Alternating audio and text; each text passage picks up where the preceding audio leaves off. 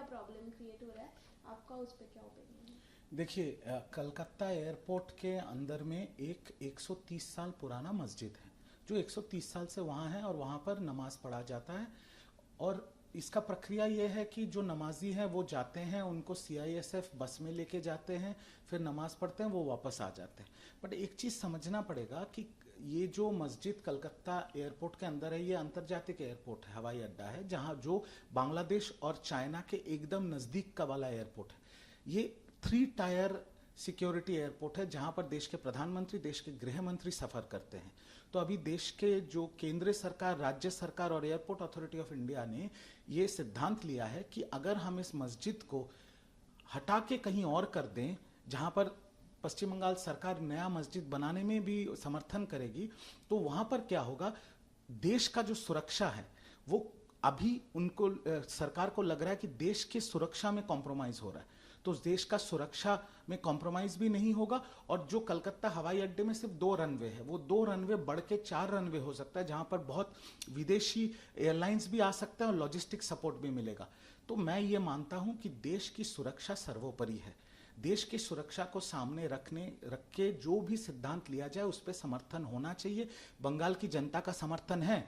सिद्दीकुल्ला चौधरी जैसे कुछ नेता है बंगाल में जो तृणमूल के जमाने में भी धर्म को लाके देश के सुरक्षा के ऊपर सवाल खड़े करते थे। आज यही व्यक्ति सिद्दीकुल्ला चौधरी धर्म को सामने रख के कुछ झमेला करने की कोशिश उन्होंने की थी कलकत्ता में। मैं सिर्फ इतना ही कहूंगा, देश की सुरक्षा सर्वोपरि है। यहाँ पर कोई धर्म का मसला नहीं है, ना किसी धर्म को ठेस पहुंचाया जा रहा है। और मेरी निवेदन होगी कि सिद्दीकुल्ला चौधरी जैसे व्यक्ति जो धर्म के नाम पे लोगों को उकसा रहे हैं, इनसे दूर रहिए, इनसे बचिए। देश की सुरक्षा के लिए मस्जिद को तोड़ा नहीं जा रहा है, सिर्फ दूसरे एक जगह पे रखा जा रहा है, दूसरे एक जगह पे इनको शिफ्ट किया जा रहा है, जिसको बनाने में पश्चिम बंगाल सरकार भी समर्थन करेगी। तो इस पे मुझे लगता है सबका समर्थन होना चाहिए। सर, अभिषेक बैनर्जी जैसे पार्टी से आउट गोइंग होने की बारी खत्म ही नहीं हो रही, दिन ब दिन नंबर सामने आ रहा है।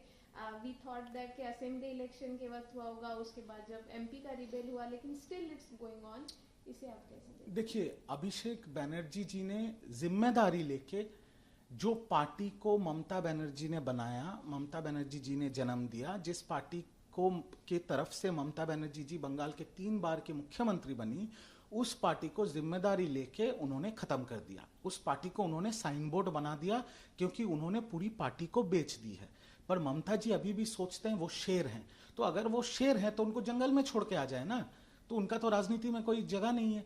और बाकी लोगों का बात छोड़ दीजिए, मैंने पहला इस बारे में बात किया था 9 मई को, जिसके वजह से मेरे को पार्टी से निलंबित किया गया था। और आज के डेट में ममता बनर्जी के 40 साल पुराने साथी, अनुब्रत मंडल हो या मदन मित्रा हो, सब उनको छोड़ के जा रहे हैं और सब बोल रहे हैं अभिषेक बनर्जी। क्योंकि अभिषेक बनर्जी जी ने कभी राजनीति नहीं किया, उन्होंने कभी छात्र राजनीति नहीं किया, युवा राजनीति नहीं किया, कभी संगठन नहीं किया। उनको सब नेताओं के ऊपर और हम जैसे कार्यकर्ताओं के ऊपर थोपा गया था और नेता उनको बनाया गया था आईपैक जैसे एक संस्था के द्वारा, जिन्होंने पैसे के लिए पूरी पार्टी को बेच दी और पूरी पार्टी को उन्होंने खत्म करके आज साइन बोर्ड बना दिया। जब तक ममता बनर्जी जी को लगेगा कि अभिषेक बनर्जी शेर है, तब तक तृणमूल कांग्रेस का तो बचने का कोई सवाल ही पैदा नहीं होता। पर अगर ममता जी इस शेर को जंगल में छोड़ के आ जाए तो शायद 10-15 साल में तृणमूल कांग्रेस का जिंदा रहने का एक चांस बन सकता है। 20 तारीख से सेशन, इस वक्त का सेशन बहुत इंटरेस्टिंग है, क्योंकि उसमें बहुत बड़ा फैक्टर जो है वो बंगाल से ही +20 जो है वो साइड, इस साइड से उस साइड बैठे हुए दिखेंगे। आप इस सेशन को कैसे देखते हैं और कैसे कौन से बिल आएंगे और उस पर क्या चर्चा होगी? देखिए, सेशन तो हर सेशन बहुत महत्वपूर्ण होता है देश के लिए। तृणमूल कांग्रेस के 20 सांसद एनसीपीआई में चले गए हैं जो एनडीए को सपोर्ट करेंगे। खबर ऐसी आ रही है कि शायद लोकसभा से और 2 सांसद एनसीपीआई ज्वाइन करे आने वाले दिन में। राज्यसभा के 3 सांसद टूट गए, वो अभी भाजपा के सांसद बन गए। कोयल मल्लिक ने भी रेजिग्नेशन दे दिया और 2 सांसद राज्यसभा के छोड़ने वाले हैं तृणमूल कांग्रेस को।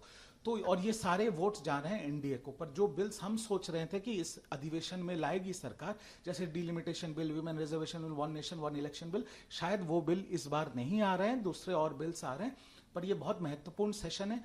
एनसीपीआई अलग बैठेगी, सुदीप बंदोपाध्याय पार्टी के नेता बने हैं, चीफ विप बने हैं काकुली घोष दस्तीदार, ये सब एनडीए के समर्थन में देश के हित में काम करेंगे और देश के हित में जो काम होता है उसका